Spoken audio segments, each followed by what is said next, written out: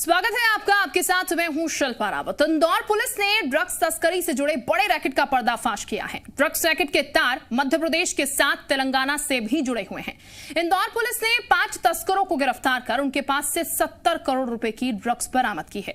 सूत्र ये बताते हैं कि 100 करोड़ की ड्रग्स पहले ही खपा चुके हैं ये लोग। ये भी बताया जा रहा है कि ड्रग्स बनाने का फॉर्मूला मंदसौर के एक डॉक्टर ने तैयार किया है। सूत्रों की माने तो आरोपी वेद प्रकाश पीथमपुर को अपना अड्डा बनाना चाहता था, लेकिन लॉकडाउन के दौरान वो अपनी फार्मा कंपनी के पार्सल की आड़ में हैदराबाद से ड्रग्स सप्लाई करता था। फिलहाल आरोपियों पर शिकंजा कसने के बाद उनके मोबाइल की साल भर में किए गए कॉल और चैटिंग की ट्रेसिंग की जा रही है, जिसके बाद कई अहम खुलासे हो सकते हैं। ड्रग्स रैकेट के अंतर्राष्ट्रीय स्तर पर तार जुड़ने का भी खुलासा हो सकता है। तेलंगाना पुलिस ने वेद प्रकाश व्यास की हैदराबाद स्थित फार्मा कंपनी में छापेमार कार्रवाई की है।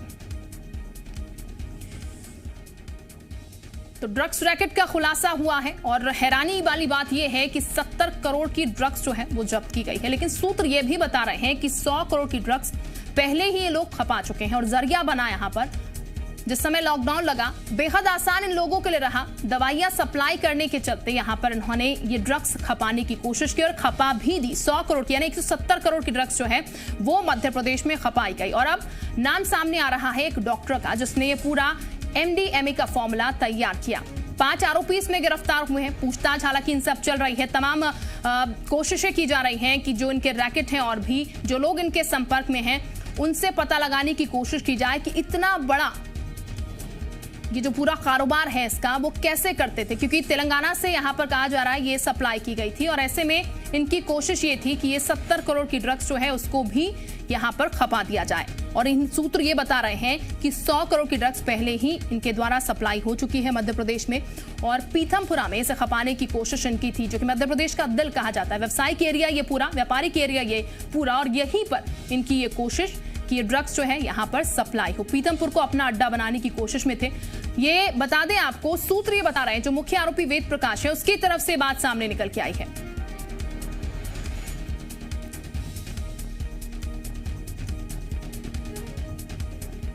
और इस वक्त हमारे साथ हमारे 2 सहयोगी जुड़ चुके हैं। हमारे साथ इंदौर से शैलेंद्र जुड़ चुके हैं और मनीष पुरोहित हमारे साथ मंदसौर से जुड़ चुके हैं। सबसे पहले शैलेंद्र के पास चलते हैं।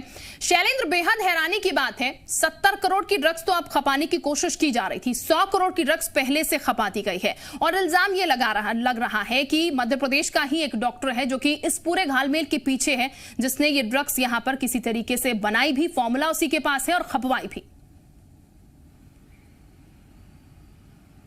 देखिए, बिल्कुल जिस तरीके से इंदौर के जो अग्रवाल बंधु जो पकड़े गए हैं, अक्षय अग्रवाल की बात करें, दिनेश अग्रवाल या चिमन अग्रवाल, ये 3 जो बड़े नाम हैं, ये जो है कंसाइनमेंट की डिलीवरी लेते समय पकड़े गए हैं। इनके बारे में ये बताया जा रहा है कि लगभग पिछले 1.5 साल से ये लगातार वेद प्रकाश व्यास से लगातार डीलिंग कर रहे थे। यानी जो 100 करोड़ की ड्रग्स सप्लाई हो यहाँ पर खपाए जाने की बात है वो इन लोगों के माध्यम से ही की गई है। और यही कारण है कि इंदौर के तमाम सारे पब और जो बार हैं उनमें ये ड्रग्स सप्लाई की जाती थी, चाहे ड्रग वाली आंटी के माध्यम से हो या दूसरे अन्य माध्यमों से। इसके अलावा जो अग्रवाल जो लोग हैं, जो आरोपी यहाँ से पकड़े गए हैं, वो कहने को तो टेंट का व्यवसाय करते थे, लेकिन असल में वो ड्रग्स के माफिया थे और यहाँ ड्रग्स सप्लाई का काम करते थे। न केवल भारत में बल्कि अभी जो कंसाइनमेंट आया था उसके बारे में जिस तरीके से जानकारी लगी थी कि इस कंसाइनमेंट को साउथ अफ्रीका भेजा जाना था, तो पुलिस अब इस एंगल पर भी जांच कर रही है कि इससे पहले जो ड्रग्स के कंसाइनमेंट आए हैं क्या वो इंदौर से दूसरे देशों में भेजे गए हैं या इंदौर से मध्य प्रदेश के दूसरे शहरों में या दूसरे राज्यों में भेजे गए हैं। अभी प्रारंभिक पूछताछ जो पुलिस ने की है उसमें जो हमारे पास जानकारी है उसके अनुसार 100 करोड़ की ड्रग्स यहाँ सप्लाई कर चुके हैं। मंदसौर का एक डॉक्टर है, क्योंकि वेद प्रकाश व्यास पहले 86-87 में यहाँ MR का काम कर चुका है और कई डॉक्टरों से उसके ताल्लुकात थे। और यही बताया जा रहा है कि मंदसौर का एक डॉक्टर है जिसने ये MDMA यानी जो सिंथेटिक ड्रग्स है उसको बनाने का फॉर्मूला तैयार किया था। और ये ड्रग्स जो है वो तेलंगाना के हैदराबाद है, वहां पर वेद प्रकाश व्यास की जो कंपनी है, फार्मा कंपनी है, उसमें ये तैयार किया जा रहा था। चूंकि हैदराबाद से इंदौर लाने में काफी समय लगता था, काफी मुश्किलें भी रहती थी, पकड़े जाने का डर भी था। यही कारण है कि सूत्र बता रहे हैं कि आने वाले समय में वह पीथमपुर में अपनी एक इंडस्ट्री डेवलप करना चाहते थे, फार्मा कंपनी स्टेब्लिश करना चाहते थे, जिसके माध्यम से वो यहीं पर ड्रग्स बनाए और यहीं से आसानी से उसकी सप्लाई की जा सके। बिल्कुल, लेकिन उससे पहले यहाँ पर इंदौर पुलिस ने बड़ी सफलता हासिल की और 70 करोड़ की जो ड्रग्स खपाने की कोशिश हो रही थी उसको रोक दिया गया। हमारे सहयोगी हमारे साथ मंदसौर से भी बने हुए हैं, उनका भी रुख कर लेते हैं। मनीष, ये कहा जा रहा है कि मंदसौर का ही एक डॉक्टर है जो कि यहाँ पर ये पूरी कोशिश कर रहा था, ये पूरी साजिश रच रहा था।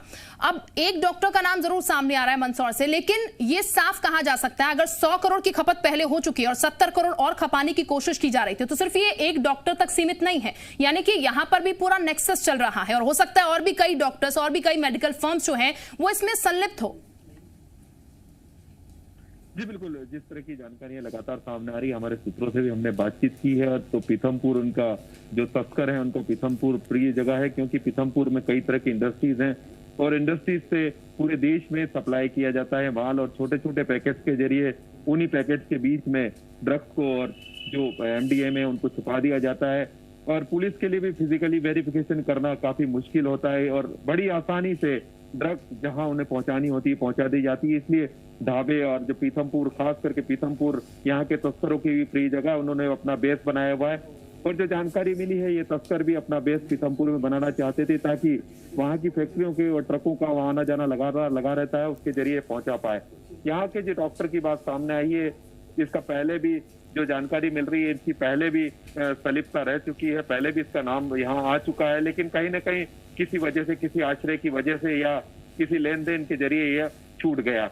यह बताना चाहेंगे कि MDMA पकड़े जाने का इंदौर का मामला है, लेकिन यहाँ भी पहले एक मामला सामने आ चुका है जिसमें यहाँ MDMA बनाने की बात भी सामने आई थी, लेकिन उसमें जो कुरियर्स हैं वही लोग पकड़ में आए, जो असली सरगन है उन तक पुलिस नहीं पहुंच पाई। तो यहाँ के ड्रग रैकेट का जो बड़ा ड्रग रैकेट मंदसौर में चलता है और यहाँ कुटीर उद्योग की तरह जगह जगह छोटे छोटे कारखाने जिनमें ड्रग्स बनाई जाती है, स्मैक बनाई जाती है, हेरोइन बनाई जाती है, MDMA भी यहाँ बनने लगी है और सिंथेटिक ड्रग का सप्लाई का यहाँ पुराना इतिहास रहा है। यहाँ से मुंबई तक यहाँ सप्लाई होती रही है। अंतर्राष्ट्रीय तस्करों के भी तार मंदसौर से जुड़े हुए लगातार सामने आते रहे हैं। ठीक मनीष, चूंकि कार्रवाई करती है, लेकिन मनीष क्योंकि अब ये पूरा नेक्सस जो है वो पकड़ना बेहद जरूरी है और जैसा कि आप कह रहे हैं पहले से यहाँ पर एक गतिविधियां होती रही हैं। प्रशासन कितना सतर्क आपको नजर आ रहा है? क्या टीम्स बनाकर छापेमार कार्रवाई शुरू की गई है ताकि ये जो लोग जो कि ड्रग सप्लाई कर रहे थे यहाँ पर इतनी बड़ी तादाद में, वो भी और बेहद आसानी से, इन लोगों को पकड़ने के लिए क्या टीम्स भेज दी गई है? क्या छापेमार कार्रवाई शुरू की गई है? क्या प्लानिंग आगे की नजर आ रही है प्रशासन की? देखिए, सीधी सी बात है कि मुख्यमंत्री सख्त हैं, इस बार उनके तेवर सख्त दिखाई दे रहे हैं माफियाओं के खिलाफ। गृह मंत्रालय इस पर नजर रख रहा है, तो पुलिस अधिकारी फूक फूक कर कदम रख रहे हैं, वो कोई भी जानकारी लीक करने से बच रहे हैं। इंदौर से ही पूरी कार्रवाई की जा रही है, सेंट्रलाइज कार्रवाई की जा रही है। यहाँ के अधिकारियों ने पूरी तरह से मौन रखा हुआ है, वो कोई भी जानकारी देने से कतरा रहे हैं। लेकिन जो सूत्रों के माध्यम से हमें जानकारी मिली है, इंदौर की टीम भी यहाँ आने वाली है और यहाँ जांच करने वाली है। साथ ही जो पुलिस विभाग के आला अधिकारी हैं, SP हैं और आला अधिकारी, वो कहीं ना कहीं पूरी ईमानदारी से कोशिश करते हैं कि ड्रग माफियाओं पर नकेल लगाई जाए। लेकिन पुलिस विभाग में भी कुछ भ्रष्ट अफसर यहाँ मौजूद हैं जो कि बड़ी रकम का लेन देन करके कहीं ना कहीं अपराधियों को आश्रय देते हैं, ड्रग कारोबारियों को आश्रय देते हैं और कई मामले पहले भी सामने आ चुके हैं जहाँ पर वसूली के मामले भी सामने आए, ड्रग कारोबारियों को पकड़ा गया है, झूठे केस में फंसाया गया और किसी ड्रग कारोबारी की लॉबिंग करने की तक बात सामने आती। कोई एक ड्रग कारोबारी बड़ा होता है तो अपने विरोधी को वो छोटा कारोबार करने के लिए या विरोधी पर नकल कसने के लिए भी कुछ भ्रष्ट पुलिस अधिकारियों की मदद लेता है।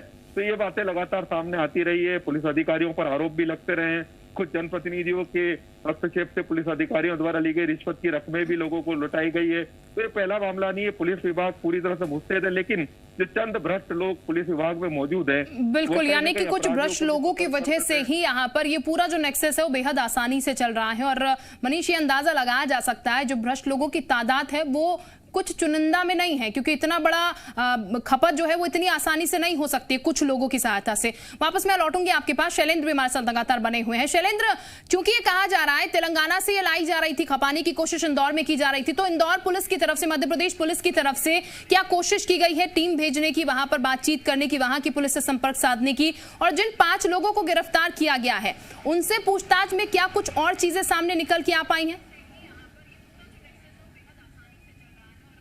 देखिए, जिस तेलंगाना से इस पूरे कंसाइनमेंट के आने की जानकारी इंदौर पुलिस को मिली थी, तो इंदौर पुलिस ने पहले ही तेलंगाना पुलिस को इस बारे में अवगत कराया था। और यही कारण है कि कल जो है तेलंगाना पुलिस ने वेद प्रकाश व्यास जो है उनकी फार्मा कंपनी पर छापेमारी कार्रवाई की है।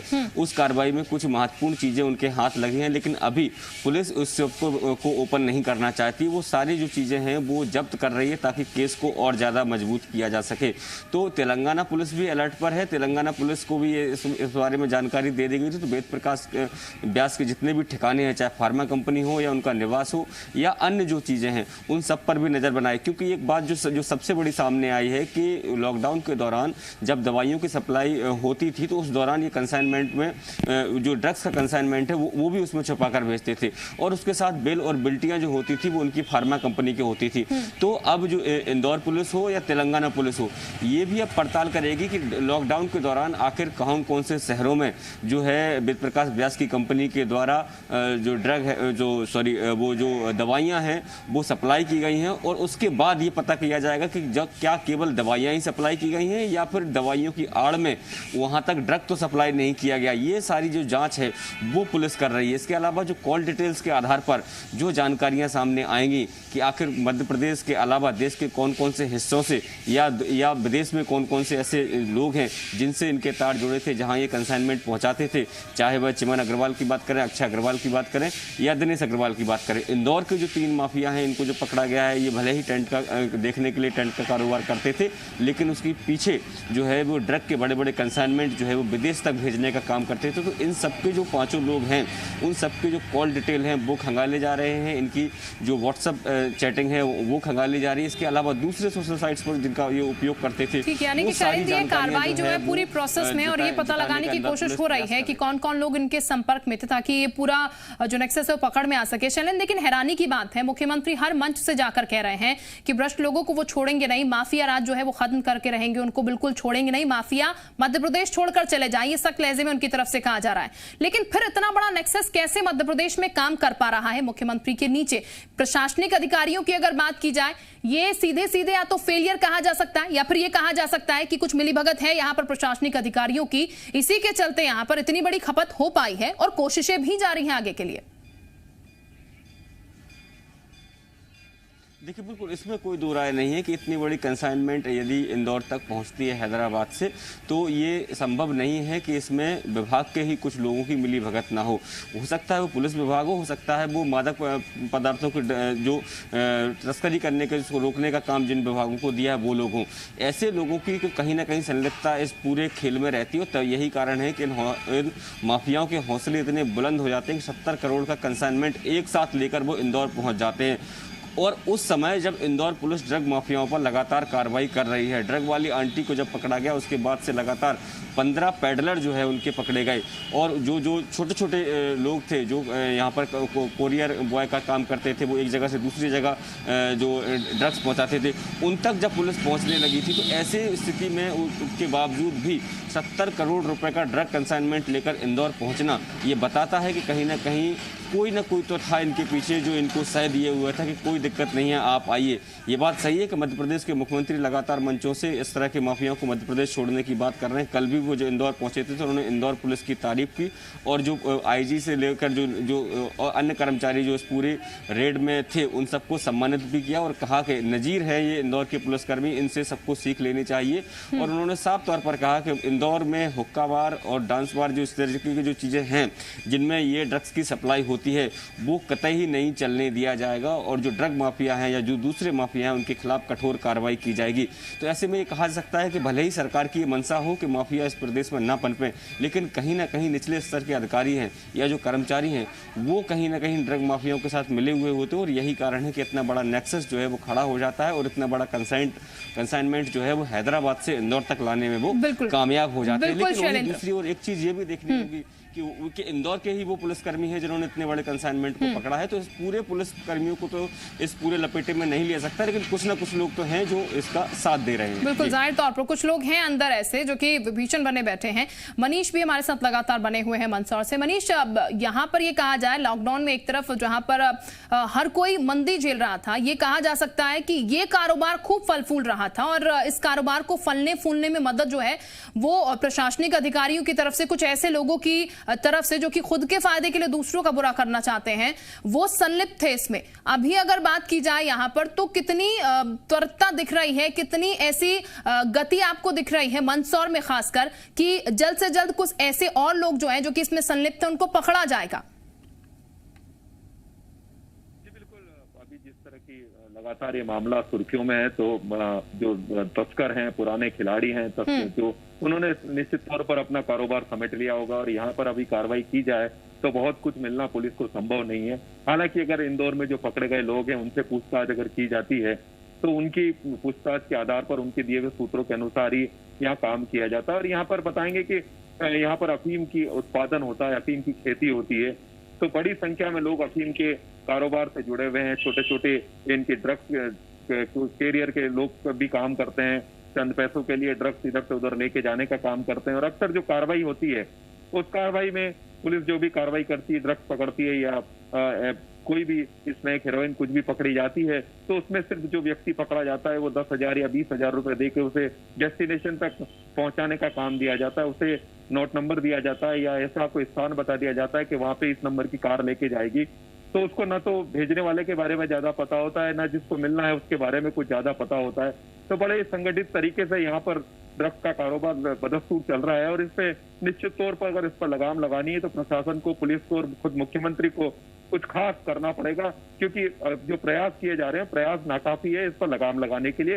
बरसों से जमा हुआ कारोबार है और संगठित कारोबार है और इससे जितने लोग जुड़े हुए हैं तो इसमें निश्चित तौर पर उनका दखल भी कहीं ना कहीं कुछ लोगों का बताया जाता है, राजनीति में भी है। तो इसके कारण ये लोग कहीं ना कहीं अपना संरक्षण पा रहे हैं और नहीं पकड़े जा रहे हैं। और यह बताना चाहेंगे कि पुलिस डिपार्टमेंट काफी अच्छा काम करता है, पुलिस डिपार्टमेंट के लोग समय समय पर कार्रवाई भी करते हैं, लेकिन कहीं ना कहीं उनके कुछ लोग जो इन लोगों से मिले हुए हैं उनकी वजह से उनकी कार्रवाइयां पूरी हो नहीं पाती है। मौके पर रेड डालने से पहले सूचनाएं पहुंच जाती है और तस्कर वहां से अपना माल रफा दफा कर देते हैं और पुलिस की पार्टियों को कई बार खाली भी लौटना पड़ता है, या जो कार्रवाई होती है इतनी पुख्ता नहीं होती कि जिसके जरिए उनको सलाखों के पीछे ज्यादा समय तक रखा जाए।